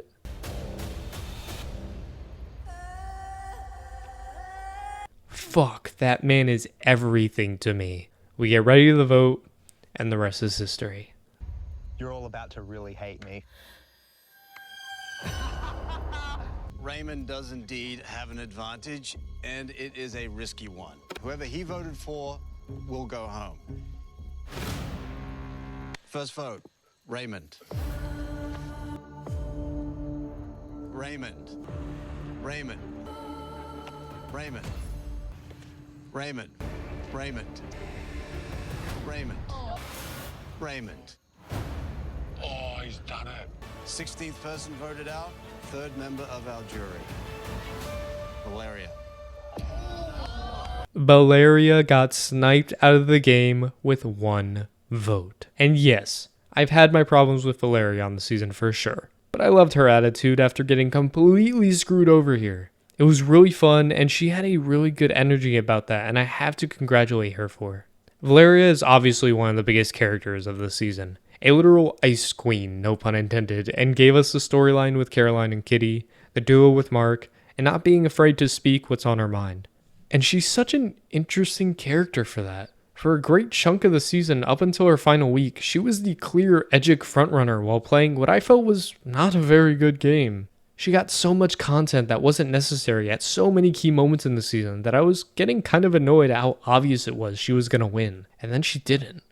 She didn't even come close. And that was almost more fun than anything else that she gave me this season.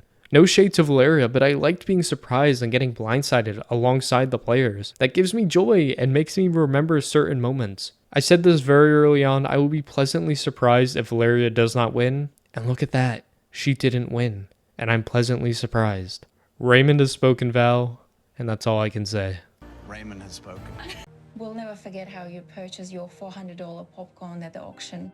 Episode 19 was a fine episode. I think the main thing to enjoy is the downfall of Alex from the very start of the episode to the very end. Mark and Alex kinda realize the predicament they're in. They're so clearly on the bottom of this game, especially after losing a number like Valeria to some fluke. And that's made entirely apparent when Alex just casually gets into an argument with Kirby, the person running the game. That is not what you were supposed to do, and kinda why I had an issue with Alex switching sides. He basically cut off any hope he had of working with Kirby and with Rihanna and with Ferris. It's not a great look where he's obviously on the bottom now and truly embracing his inner Simon.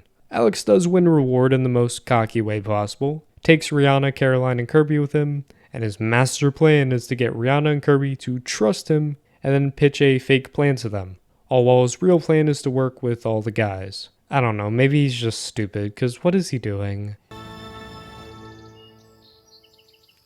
This obviously goes pretty much nowhere, and both Kirby and Alex are lying to each other, and they kind of know they're lying to each other. Yeah, whatever, Alex. Your only opportunity of staying is to win immunity. Unfortunately, he ran into an absolute tank in Rihanna, who's incapable of losing an endurance challenge, unless it's against Queen Eileen.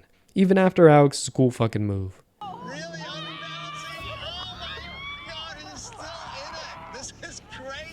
It doesn't matter, and now it's time to scramble. His only hope is to bring all the boys together to vote 4 strong, and find a crack and bring in a 5th at the last moment. Shockingly, Ferris and Raymond are on board with Mark and Alex, and now the goal is to bring in Caroline as a swing vote. Shit, why is this about to work? Regardless of how things are going at camp, Alex is ready to leave it all out on the table at Tribal, just to make sure. Which was the biggest mistake of his entire game. I don't know if Ferris and Raymond were actually convinced to work with Alex, even if Caroline wasn't on board. But going into Tribal, instead of going after Kirby, Alex berates, belittles, and makes the people he wants to work with feel completely useless. And that is not the optimal strategy. He literally just attacks Ferris and Caroline about how they haven't done anything in the game and they need to make a move or they're idiots. Alex, shut up. You just scared away all of your potential allies. And while it is a funny downfall, it's abysmal gameplay, and in a surprise to nobody, Alex is voted out here with only Mark voting with him, and even Mark knew he was cooked. Alex was fun. Not for anything game related, but he was just kind of a douchebag who was really trying hard to be good at this game while continuously sucking at it. And this downfall was almost best case scenario for him, and his edit prior to this all season makes a lot more sense with how dramatically he flames out. Episode 20 is another fine episode. A pretty predictable outcome, but I really think we see the true stardom of Kirby in this endgame, which I adore. After Alex basically put a massive neon sign above Kirby's head saying she will win the game if you don't take her out, she has to pivot, and her only goal at this point is to survive. That original pivot she has is going to Caroline and riling her up to feel like she needs to make a big move onto Mark. He's the big trophy you need to go after, not her. However, another interesting dynamic that gets brought up a good bit is Kirby's dynamic with Ferris moving forward. Obviously, these two have been the rivalry of the season, or at least one of the top ones, because there's a lot to choose from. But we have surpassed that point in the game, at least in Kirby's mind, where it doesn't matter who goes at what point. All that matters is that she makes it to the end. Her resume is strong enough to win a jury vote. It's just about getting there. So she's willing to make a deal with Ferris, and promises to take Ferris all the way to the final 2. And she means it. It's such a fun arc for their dynamic as they've been going at it all season. Unfortunately, at least at the moment, Ferris doesn't exactly feel the same, thanks to some nudging from Raymond, and Kirby is still public enemy number 1 for basically everyone left except Rihanna. Leave it up to Ferris to make sure that Kirby is being targeted by everyone. He isn't very naive and kinda knows that Kirby's only true play was to pitch an all-girls alliance to Caroline and Kitty, and he wants to use that to flip Caroline on Kirby. So he has a chat with Caroline and talks as if Kirby exposed to him that she pitched an all-girls alliance, and Caroline takes the bait, confirming that it happened and makes Kirby look like a liar.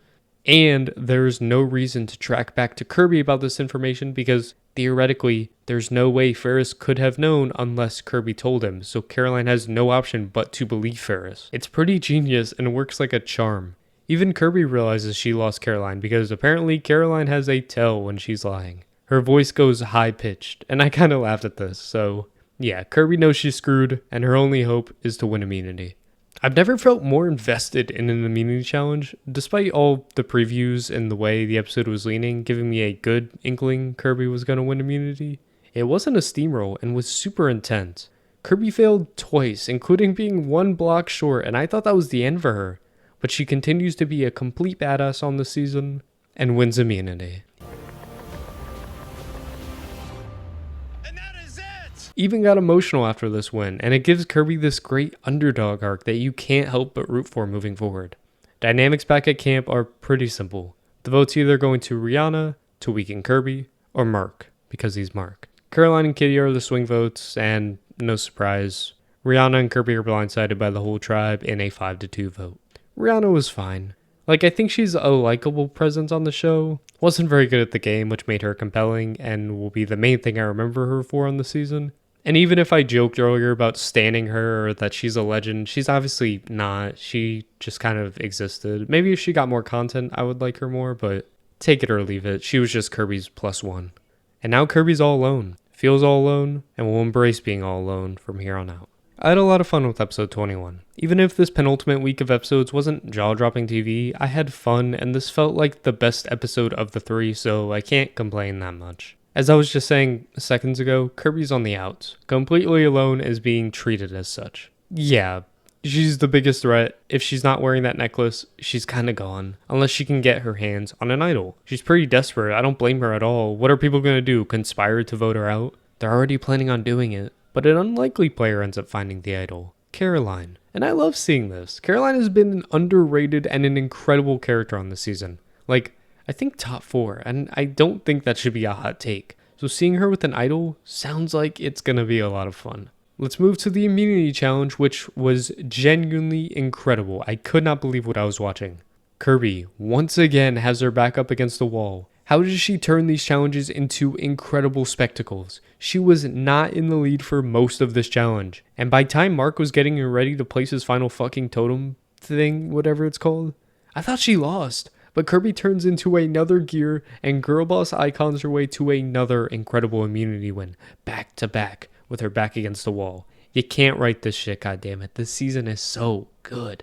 The quote-unquote rebels side, aka Raymond, Ferris, and Kirby, want to take out Kitty. So they pitch to Mark, and he's all for it. He knows his name will be thrown out there and continue to be thrown out there, so all he wants to do is survive. So if another name is the option, he will write anybody else's name down. While on the other side, Caroline and Kitty are pushing for a Mark vote. However, this isn't actually Caroline's plan. She wants a move, a big move, that she and only she can put on her resume. She wants to get all the votes onto Mark and come together with Mark to vote out Ferris. Using her idol, and those 2 votes will wipe Ferris out.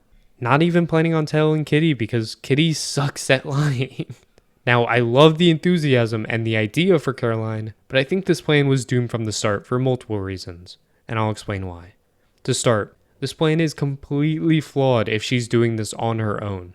And I don't mean she should have told Kitty, I mean she should have told Mark. Mark was the prime person that needed to know about this plan. I understand Caroline wanted this move solely to be her resume move and not have anybody else take credit. But it was naive to think she knew where everybody was voting. If Kitty was an option, obviously nobody's going to tell her about it. But if she informed Mark about this plan that she had, he could have told her what was actually going on. Kitty is the vote. Everyone is lying to her. And Mark himself would have been more incentivized to vote Ferris with her because he realizes he's the other option. If Caroline is just pitching a Ferris vote with no proof that any numbers are there for a Ferris vote, Mark will never vote that way, and Caroline should have realized that.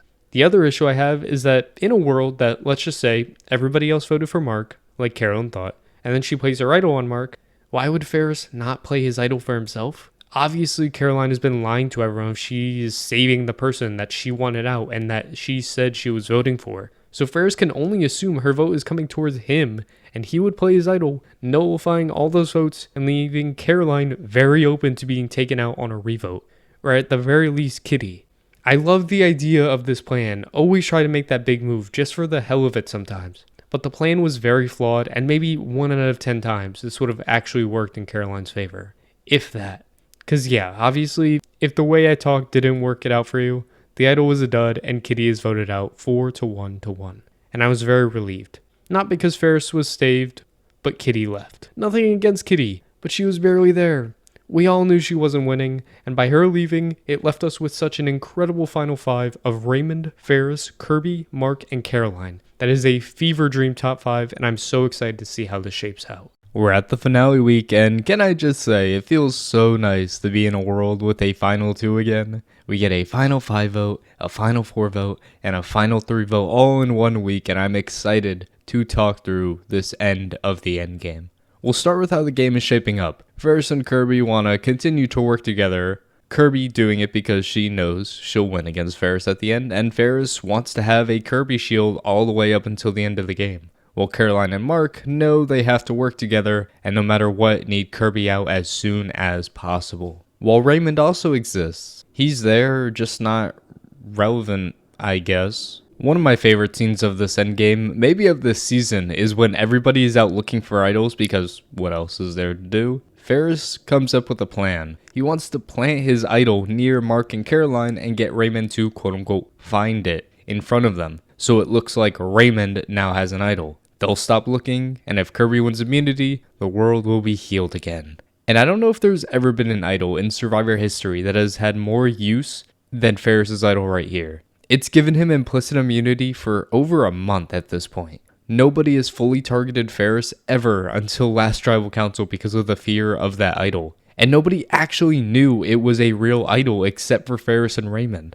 And now he just ensured Raymond a spot into the final four alongside him. Kind of iconic. Enough of the idol shenanigans, it's the main event, baby. Immunity time. Another do or die for Kirby, and this was a journey.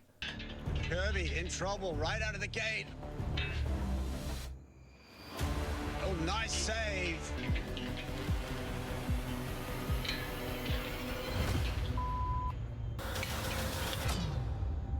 And he drops, and that is it. Yes! Mark! Oh, this is so tragic. Heartbreakingly so, Kirby loses and is vulnerable and instantly is being pinned as the target by Mark, Caroline, and even Raymond. The only person who's conflicted at this point is Ferris, who's debating within himself on what to do here. Because of his idol, he won't be voted for this tribal, but also because of his idol, he's the only person that can save Kirby here, playing the idol for her and keeping her up until the final four. And I'll skip a lot of this sappy shit and get to the moment at tribal council, Ferris's decision. I'm so glad I get to finally play this bloody thing. This was actually the idol that Raymond found. I realized today that Kirby's fate lies within this idol. I think tonight I'm backing myself. I'd like to play this for me. 20th person voted out, 7th member of our jury, Kirby. It's really unfortunate to see Kirby lose this way. The true rivalry of the season and the main characters of the season in Kirby and Ferris ending their tenure in this game together, with Ferris holding Kirby's life in his hands and letting her go and get voted out. And this is a very controversial decision that I would love to break down and give my thoughts on if Ferris actually made the right choice, ignoring outside factors. When looking at the game, up to the point and the position that Ferris was in, I think he should have kept Kirby. I just do. I think the problem Ferris had is that he felt in his mind if he kept Kirby at this vote, Kirby would have been at the final two. And that also means Ferris maybe would have been at the final two with her. But Kirby beats him in that scenario. Ferris needed to find a happy medium. Keeping Kirby at 5 makes sure she will always be the target of the other side until she's out of the game. And all that would need to happen is her lose immunity one time. And Kirby has proven she isn't very good in endurance challenges. In a hypothetical scenario of Mark, Kirby, and Ferris at Final 3, Ferris is guaranteed Final 2 no matter what the outcome is and has that shot and opportunity to win. And if he wins immunity himself, he can be the one that slays Kirby. His likelihood of making it to the Final 2 with Kirby still in the game after Final 5 is exponentially higher. In the scenario that he chose, yes, there's no Kirby to worry about and he should win against anybody left in the game. But he has an extremely difficult road to the Final 2. He has to win Final Immunity. Under no circumstances he's sitting at the Final 2 if he doesn't win at least one immunity challenge, which he hasn't done up to this point. So what's more likely? Kirby losing one immunity challenge or Ferris winning one immunity challenge? That is what I feel like this all breaks down to, and I'm betting on the house against Kirby, not Ferris against the house. It's so late in this game, and he can win in both scenarios, but I think his chances dramatically increase if he brings Kirby alongside him, at least for one more vote. But his speech at the end was a good one as he takes agency and control of this Kirby vote, not letting anybody else take control or own this move as purely their own. But of course, Kirby is lost and 5th place on the season. Kirby was incredible television from the moment we saw her on screen. A recruit in the game who picked up the show on the fly and completely mastered a lot of Survivor. It was so fascinating to watch her have incredible social pull and relationships, make some of the biggest and flashiest strategic moves in the game. making the game ever changing and never sticking to one side, and then having an underdog run at the very end, winning immunity after immunity until she was bested and taken out once vulnerable.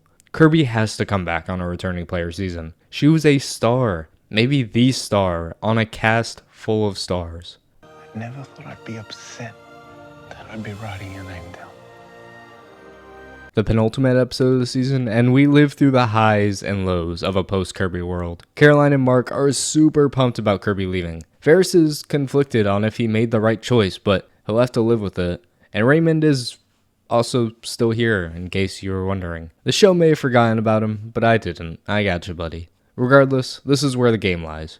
Last episode, Ferris actually made 2 separate deals in preparation of Kirby leaving. He made a final 3 with Mark that promised they would not vote for each other at the final 4, but he also made a deal with Caroline that promises if Ferris wins immunity at 4, that they write down Mark's name. 2 conflicting deals, but deals that can hopefully ensure Ferris protection at the final 4, giving him at least a shot in the top 3. In the meantime, Ferris adds a layer to his deal with Caroline. If Mark ends up winning immunity, they'll vote out Raymond together. Very interesting, and these deals become a major storyline throughout the episode. And I'll give my thoughts when the time is right because obviously I have my opinions. On to the ever-important immunity challenge, and it's a tight race between Mark and Ferris until Mark pulls away and wins his 2nd immunity in a row. And it's really fascinating to watch the joy from Mark and then cut to the defeat of Ferris. I love this season and I love this cast. Back at camp, there's some really interesting dynamics. To start, Mark and Caroline have a conversation and realize Ferris made deals with both of them and was kinda double dipping with everybody here. But that doesn't mean they want Ferris out immediately. Raymond will never write Ferris's name down. So the only way to prevent Caroline from guaranteed firemaking against Ferris is to go to Ferris and get him to write down Raymond's name. This kind of turns into a monologue off as Ferris is worried something is up and Mark and Caroline just want Ferris to write down Raymond's name so they can write down his name. All while Mark doesn't trust or believe Ferris will write down Raymond's name, so he kind of plans to expose and quote unquote embarrass Ferris at Tribal Council. And I'm interested to see what's going to go down. Mark kicks off Tribal by exposing Ferris and his multiple final 3 deals, saying that he has to be lying to somebody. If he's truthful to Mark and Caroline's deals, he should be voting out Raymond here and betraying his ride or die. But if he votes with Raymond against Caroline, then he breaks both his deal with Mark and Caroline. So he has to be lying to somebody. And yes, I agree. That is true based on the circumstances. I do think Mark did this to pander to the jury and try and smear Ferris's reputation right in front of them. He's not slick, and he's not going to pretend in good faith he was doing anything but that. Raymond literally calls it out at Tribal, and I think all is fair in Survivor. But this was kind of a mini final Tribal Council speech against Ferris, and comes off as kind of sleazy and slimy, at least in my opinion. Be fucking for real, Mark. Whatever. Let's see what Ferris does. First vote, Caroline. Raymond. Raymond. Caroline. Oh yeah, we got a tie, baby. That means fire making. Even after watching a billion fire makings in Survivor US, these pure tie vote fire makings are so much more satisfying, and I enjoy seeing these people genuinely fight for their lives. Not that other bullshit. But it's a battle between Raymond and Caroline. A battle that turns into a complete blowout. Poor Raymond. Oh my god, he got slaughtered here. Caroline wins, eliminating Raymond and giving us the best final 3 in Australian Survivor history, without a doubt. But I'll talk about Raymond to end this off as we move towards the finale. Raymond was so unique on this season. A clear fan of the show, but just kind of an out there personality that I always seemed to be drawn to during this season. But he got completely shafted by the edit in a way that felt unjust because he seemed to be quite the character. In those episodes where he got lots of content, he was actually very reasonable and knows this game very well. But maybe it was the way his confessionals were and not being what the show wanted, or kind of being the sidekick to the season's protagonist, he was brushed so far off to the side. He didn't get a single confessional for the rest of the season after his advantage play in episode 18. That's insane. He's literally at the final 4 and doesn't get a single confessional in his boot episode. It's so random and weird. But I really did enjoy Raymond, and I'm happy he made it as far as he did. Brought a lot onto the season, even if it wasn't directly shown to us. and he's a hell of an actor, so I'm going to leave the season with very positive thoughts on Raymond, and I'm just excited to get to the finale. The finale is here. It's rained upon us and it's passed, and oh my god, was this genuinely amazing. Let's begin. It's a clear-cut storyline we got going on. Ferris has to win final immunity against Mark and Caroline. If he doesn't, he's going home. And I've always been a sucker for an endurance challenge. I should specify an endurance challenge that is for final immunity. Who wants it more at the end of the day? But it was a little weird seeing this massive, wheel torture device thingy, but I kind of loved it. Australian Survivor is so over the top. If you showed this to somebody who doesn't watch reality TV, I think they'd call the police. But who cares? Torture these people. It's a fun time. Loved ones show up as they do every season at the end, and these were cute, especially Ferris's, which just continues to make him more and more likable up until the end, and you can't do anything but root for this guy. And the immunity challenge itself was grueling. After a bit over 2.5 hours, Ferris pulls it out and wins immunity, and it was amazing. I was so excited because I have been rooting for Ferris, but everything in my body was telling me he was going to come up short. So winning that immunity and having destiny in his hands was everything, and I couldn't be more happy for him. But even going to Tribal, I had a lot of doubt. I was fully prepared for a world in which Ferris votes out Caroline and Mark swoons the jury and steals the win right out from underneath Ferris. It's a terrifying thought. But luckily, Ferris got rid of all of that fear in one single vote. 22nd person voted out. Final member of our jury, Mark. Ferris did it. Oh my god. But I'll wrap up Mark before I get into this final two. Holy shit. But Mark was a shock to me, personally, on pretty much every account. I never expected this guy would be such a main character all throughout the season. But at the same time, I'm a little confused. Mark got so much positive and unnecessary content all throughout the season that I felt led to nowhere. The editors went out of their way to make sure Mark didn't look as bad as he probably did on the island with how little agency he had in the endgame. All of those signs made him such an obvious winner once Valerio was sniped out of the game. It made way too much sense they wanted Mark to look good as a winner of the show. But then he didn't win. Wasn't even at Final Tribal Council. So why did he get this content? What was the point of constantly shoving Mark in our faces when it all led to a third place finish? Why didn't Caroline get a bulk of that positive content considering she outplayed him at almost every point in the game and actually made it to the end?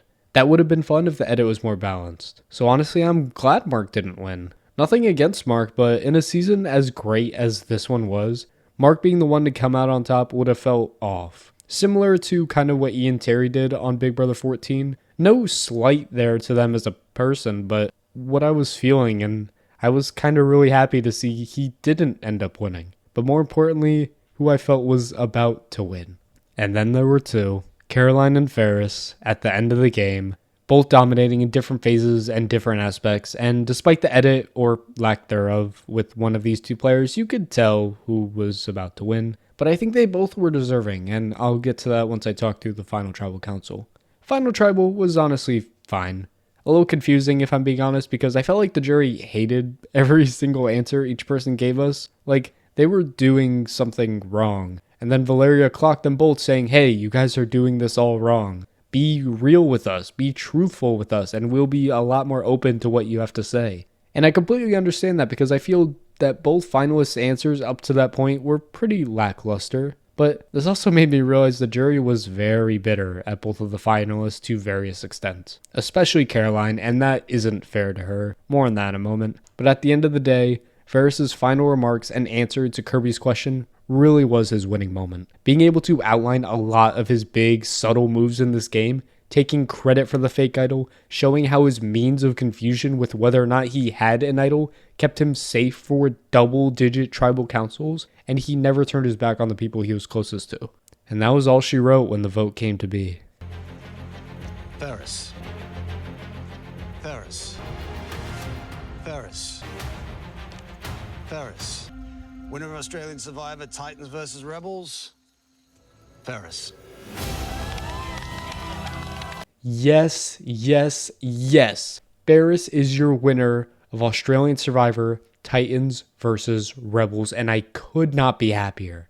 But let me end off this review by talking about our two finalists. I will always love Caroline and will continue to preach how she's an underrated character, especially on a season that was full of stars. She dominated so much of this game in such a unique way, always being in the firing range, but always managed to escape just narrowly and really wanted to play this game for her and her only, and absolutely deserved more than 0 votes. Should she have beaten Ferris? No, that's not what I'm saying. But I think the jury being bitter and her being the older mom stereotype completely fucked her over. Others had played the exact same game as her and been praised for years afterwards. A villain that took control and cut anybody in their way while being willing to work with anybody at any time. The only difference is the people who are respected for playing that way are men. If she had been a man, I think she gets so much more respect and at least a vote or two in this jury. And it's bullshit that she didn't. For every story with a hero, you need a villain. And Caroline fit that role to perfection and entertained me the whole way up until the end. And our winner, Ferris. I can't believe I'm saying that, but it's here and it's true. It's no secret I love Ferris. It's no secret I'm sure a lot of people love Ferris. And him winning such an amazing season of Survivor does something not many Survivor seasons do. Stick the landing. A roller coaster ride with not a single dull moment needed a winner that embodied that and made you feel something. And nobody would have fit that role better than Ferris. A massive presence and personality the entire season, from his opening confessional saying he was going to finish what George couldn't do. And now he's the winner. I've never felt more invested in a Survivor winner in a long time. And not only that, but somebody I didn't think was winning going all the way up until the finale. No matter how present he was in the pre-merge, or how present he was at the merge, or how present he was at the end game, I always felt like he was going to just come up short. That never happens, but it did here, and it gives me joy because I was rooting for him along the way. He was flashy, charming, witty, strategic, cutthroat, and everything else for a winner. That's all that you want. And I love that he's able to represent his community as he's Arab and Muslim and a fucking winner, bitch. Are you kidding me? There's no better ending to a season. Nobody that was more deserving. And I swear I'm going to tell my kids about this one day. Like, oh, it was insane when Ferris won Australian Survivor. The world was never the same afterwards. An icon who should be celebrated for giving us electric television. And there's nothing else to do except give the king his crown. That is an incredible season, and this is an incredible winner. And we should be so incredibly lucky that we just witnessed this 24-episode masterpiece that we call Australian Survivor, Titans versus Rebels. To be the first Aussie Arab to win Survivor is such a huge flex. I'm looking forward to you using 1/5,000th of your winning to buy me lunch. You deserve this. 500,000 euros.